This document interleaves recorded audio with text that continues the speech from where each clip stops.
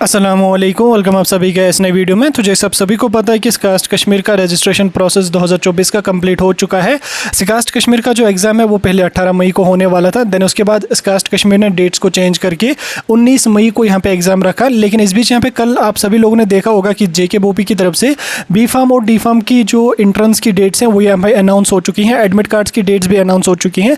उसमें अगर आप लोगों ने देखा होगा कि उसमें भी जो बी फार्मा और डी फार्मा का जो इंट्रेंस है जेके बोपी का, वो भी उन्होंने 19 मई को ही यहाँ पे रखा है। अब जिन बच्चों को बी फार्म का भी इंट्रेंस देना है, स्कास्ट का भी इंट्रेंस देना है, वो यहाँ पे काफ़ी कंफ्यूज हो रहे हैं कि हम दो इंट्रेंसेस एक ही दिन कैसे मैनेज कर पाएंगे, क्या डेट्स को चेंज करेंगे ये लोग या नहीं करेंगे, और इन्होंने क्यों एक ही दिन पे जो है वो दो एग्जाम यहाँ पे रखे। इस वीडियो में मैं आपको कंप्लीट डिटेल्स बताने वाला हूँ। ये वीडियो आप लोगों के लिए बहुत ही ज़्यादा इंपॉर्टेंट रहने वाला है। वीडियो को पूरा एंड तक देख लेना है, चैनल को भी सब्सक्राइब कर देना, और उसके अलावा टेलीग्राम ग्रुप और व्हाट्सएप ग्रुप दोनों ज्वाइन कर देना। दोनों की लिंक आपको डिस्क्रिप्शन में मिल जाएगी। तो चलिए वीडियो को शुरू कर ले, तो जान लेते हैं यहाँ पे इस पॉइंट के बारे में।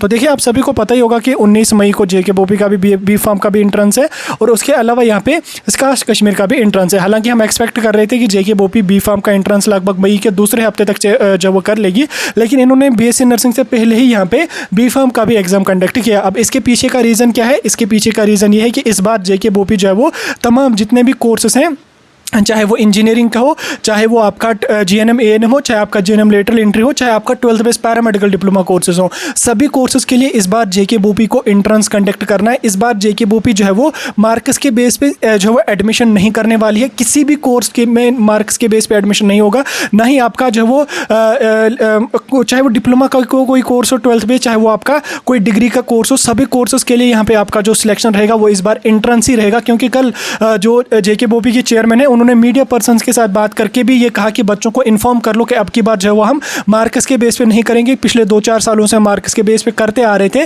क्योंकि उसके पीछे का रीज़न ये था कि कोविड की वजह से जो हमारा शेड्यूल था वो यहाँ पे डिस्टर्ब हो गया था। उस वजह से मार्क्स के बेस पे सिलेक्शन करते थे, हम इंट्रेंस जो वो कंडक्ट नहीं कर पाते थे। अगर मार्क्स के बेस पे हो भी गई तो वो ज़्यादा से ज़्यादा 10th बेस डिप्लोमा का हो जाएगा। वैसे उनका भी चांस है कि शायद उनका भी ये लोग इंट्रेंस ही करेंगे। बाकी जो अदर कोर्सेज हैं, चाहे वो आपका सीईटी इंजीनियरिंग हो, चाहे आपका वो जीएनएम एएनएम हो, चाहे आपका जीएनएम लेटरल एंट्री हो, या चाहे आपका 12th base paramedical diploma courses हो, बी फार्म डी फार्म का तो है ही आपको पता, बीएससी नर्सिंग का तो है ही आपको पता, या उसके बाद पोस्ट बेसिक बीएससी नर्सिंग को, सभी कोर्सेज के लिए अब यहाँ पे इंट्रेंस कंडक्ट करना है। अब देखिए, इतने सारे कोर्सेज का इन लोगों को इंट्रेंस कंडक्ट करना, और ये लोग इंट्रेंस भी कंडक्ट किस डे करते हैं? संडे को। ठीक, उसके अलावा किसी दिन इंट्रेंस जो वो कंडक्ट नहीं करते हैं। इस बीच इनको ये सब एग्जाम मैनेज करना ये काफ़ी मुश्किल है, और काफ़ी ज़्यादा टाइम इसमें इनका लगेगा। इसलिए जल्दी जल्दी कर रहे हैं। मतलब 19 मई की जो संडे है उसको ये लोग रखेंगे बी फार्म डी फार्म का, उसके बाद 26 की जो संडे है अपकमिंग संडे उसका रखेंगे ये बीएससी नर्सिंग का, उसके बाद नेक्स्ट वाली जो संडे है मे भी उसका ये रखेंगे जीएनएम या जीएनएम लेटरल एंट्री का। वो भी ये आप लोग देख के चलना कि शायद अगले जो संडे होगी 26 के बाद उसको शायद आपका जीएनएम एएनएम का यहाँ पे एंट्रेंस रहेगा। अब इस बीच चलिए, वो तो आपको पता ही है कि क्यों इन्होंने ऐसा किया। अब यहाँ पे आप देख सकते हैं दो एग्जाम एक ही दिन बच्चों को देना काफ़ी मुश्किल होगा, लेकिन इसमें आपको घबराने वाली कोई बात नहीं है। जब स्कास्ट कश्मीर ने अपने जो इंट्रेंस की डेट्स हैं वो नोटिफाई करी थी, उसमें उन्होंने यहाँ पे मेंशन किया था कि 19 मई को जो है वो बीएससी जेके बोपी का एग्ज़ाम होने वाला है, उस वजह से हम डेट को चेंज कर लेंगे। यानी कि उन्होंने क्या किया कि उन्होंने जो स्कास्ट कश्मीर का एग्ज़ाम है जो पहले 10 बजे हुआ करता था, उसको उन्होंने 2:30 बजे की शिफ्ट में कर दिया। यानी कि स्कास्ट कश्मीर का जो एग्ज़ाम उन्होंने 2:30 बजे की शिफ्ट में किया, और जेके बोपी ने जो बी फार्म का एग्ज़ाम है वो यहाँ पे 10 बजे वाले शिफ्ट में किया। ठीक, 10 से 12 बजे तक आप जेके बोपी बी फार्म का एग्ज़ाम दे दोगे।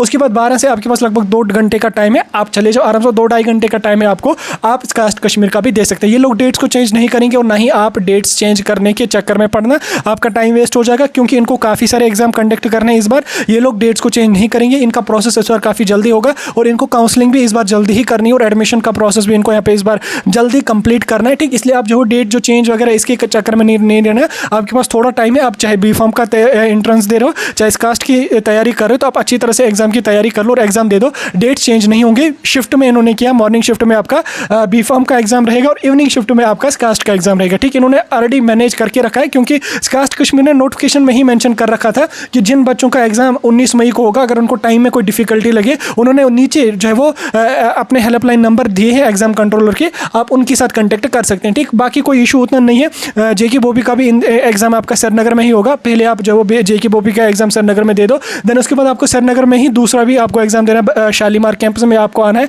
एग्जाम दे देना वहाँ पे। उसी तरह से जम्मू वाले बच्चों को भी जो वो बोपी ऑफिस जम्मू के आसपास एग्जाम देना, देन उसके बाद उनको कास्ट का एग्जाम किस जगह पे रखेंगे, वो आसपास में ही रहेंगे एग्जाम। उतना नहीं कि एक डिस्ट्रिक्ट से दूसरे डिस्ट्रिक्ट में जाना होगा, उतना लंबा प्रोसेस यहाँ पे आपके लिए नहीं रहेगा। अगर जाना भी हुआ तो भी आपके पास लगभग 2-2.5 घंटे का टाइम इन्होंने रखा है। 2-2.5 घंटों में आसानी से अगर आपका दूसरे डिस्ट्रिक्ट में भी एग्जाम हो जाता है तो भी आप उसको मैनेज यहाँ पे कर पाओगे। मुझे लग रहा है अभी आपको समझ आ गया होगा। कोई डाउट होगा कमेंट सेक्शन में पूछ सकते हैं।